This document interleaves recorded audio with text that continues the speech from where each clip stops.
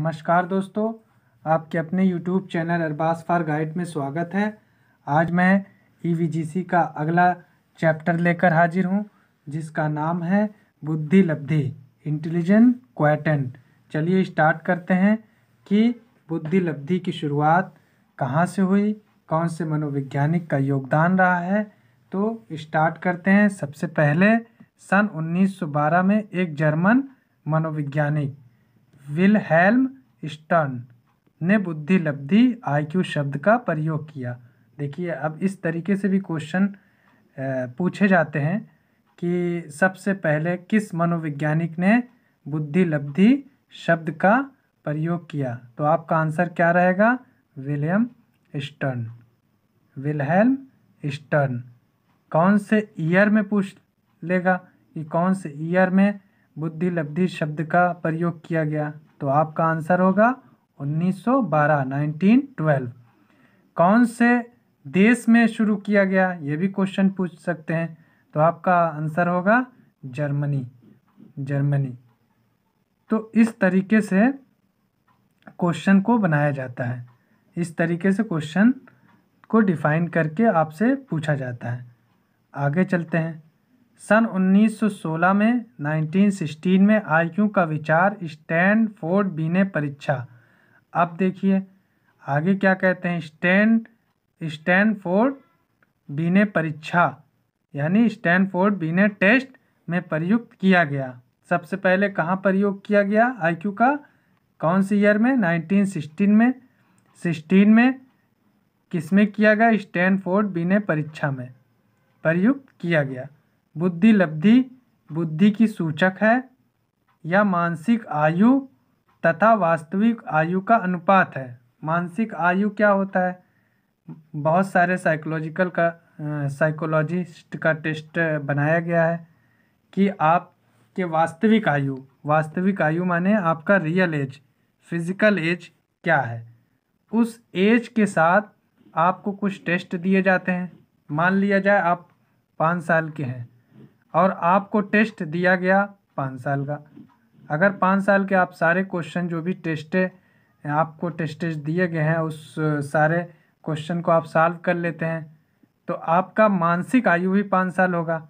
अगर आप 5 साल के हैं और क्वेश्चन को सॉल्व कर रहे हैं 8 साल वाला, तो आपका मानसिक आयु 8 साल वाली है। आपकी मानसिक आयु 8 साल वाली है, लेकिन वास्तविक आयु आपकी क्या है? 5 साल, 5 ईयर।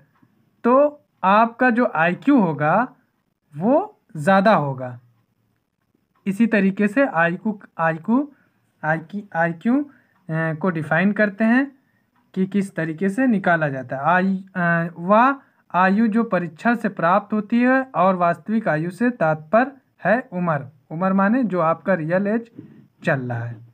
और मानसिक आयु आपको जो टेस्ट कराया जाता है, वो टेस्ट से आपका मानसिक आयु निकलता है। आइए देखते हैं बुद्धि लब्धि का फार्मूला क्या है।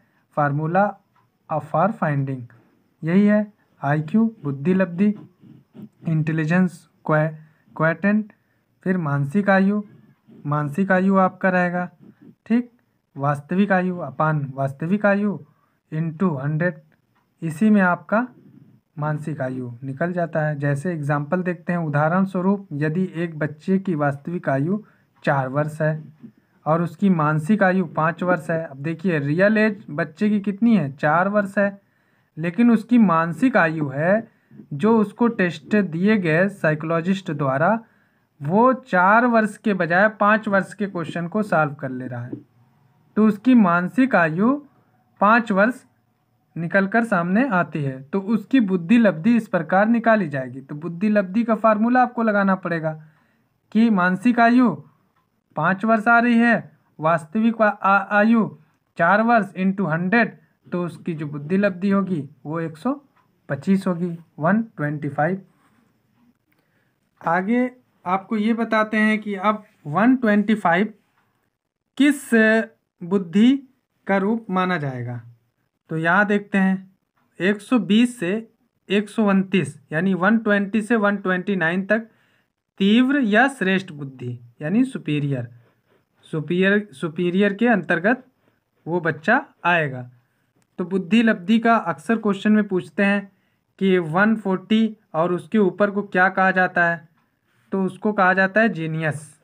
जीनियस जैसे स्टीफन हॉकिंग्स, अल्बर्ट आइंस्टाइन, उनकी बुद्धि क्या थी, इंटेलिजेंट क्वोटिएंट उनकी थी 160 थी।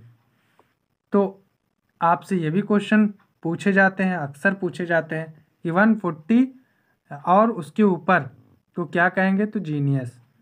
139 से कुशाग या अति श्रेष्ठ बुद्धि, वेरी सुपीरियर। नेक्स्ट पॉइंट है 120 से 129 तक तीव्र या श्रेष्ठ बुद्धि, सुपीरियर हो जाएगा। उसके नीचे 110 से 119 यानी 110 से 119 तक किस बुद्धि के अंतर्गत आते हैं, औसत से अधिक बुद्धि, वृद्धि, एबव एवरेज यानी एवरेज से थोड़ा ऊपर। 90 से 109 सामान्य या औसत बुद्धि, नॉर्मल या एवरेज बुद्धि के अंतर्गत आते हैं। यही बुद्धि लब्धि आपको लगभग पूरे वर्ल्ड में 40% लोग मिलेंगे। 48% लगभग, मतलब 48% लोग आपको इस बुद्धि वाले मिलेंगे। इस बुद्धि के लोग आपको ज़्यादातर पूरे वर्ल्ड में मिलेंगे।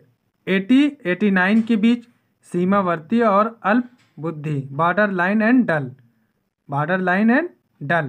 70-79 से औसत से कम, बिलो एवरेज, मतलब एवरेज से बिल्कुल नीचे हैं, एवरेज से बिल्कुल नीचे। नेक्स्ट है 50-69 मूर्ख में आते हैं। नेक्स्ट टॉपिक है 25 से 49, ये भी मूड में इम्बेकाइल्स। तो नेक्स्ट 0 से 24 महामूढ़, जड़ बुद्धि, इडियट्स, इसमें ये आते हैं। तो आपको ये सारी चीज़ याद करना पड़ेगा। इस तरीके के भी क्वेश्चन आते हैं। आपसे ये क्वेश्चन पूछ लिया 0 से 25 किस बुद्धि के अंतर्गत आते हैं, तो आपका आंसर इसमें ऑप्शन में रहेगा। ऑप्शन में आपको टिक करना पड़ेगा।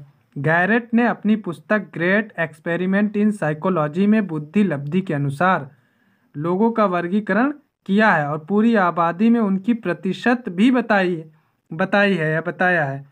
तो अगर गैरेट के अनुसार आपसे पूछ लिया जाए कि पूरे दुनिया की जो उन्होंने अपनी बुक में ग्रेट एक्सपेरिमेंट्स इन साइकोलॉजी में ये बताया कि बुद्धि लब्धि के लोगों का वर्गीकरण किया है कि कितने मतलब 140 से ऊपर, 130 से 139, 120 से 129, 110 से 119 के लोग पूरे दुनिया में, पूरे विश्व में, पूरे वर्ल्ड में कितने प्रतिशत लोग, कितने परसेंटेज लोग रहते हैं, कितने प्रतिशत लोग रहते हैं। तो उसको भी देखते हैं। 140 यानी 140 या उससे अधिक प्रतिभाशाली, वेरी सुपीरियर पर हमने क्लासिफिकेशन भी किया है। तो 1.5% लोग पूरे दुनिया में इस बुद्धि वाले लोग मिलेंगे। 1.5 अगर गैरेट के अनुसार पूछ लिया जाए क्वेश्चन में कि भैया 1.5 गैरेट के अनुसार 140 से अधिक बुद्धि वाले लोग पूरे विश्व में कितने लोग बिलोंग करते हैं, तो आपका आंसर होगा 1.5। 120 से 139 कितने लोग, 11%। 110 से 119 जो ब्राइट बुद्धि वाले हैं 18%। 90 से 109 48%। 48% जो सबसे ज़्यादा। 80 से 89 डल वाले 14%। 70 से 79 79 5%।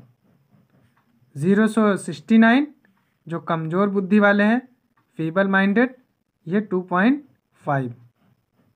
तो इस तरीके से क्वेश्चन आपको DSSB में पूछा जाएगा। तो आप हमारे चैनल के साथ बने रहिए। अगली वीडियो में नेक्स्ट टॉपिक के साथ फिर हाजिर होऊंगा। तब तक के लिए नमस्कार, धन्यवाद, थैंक यू।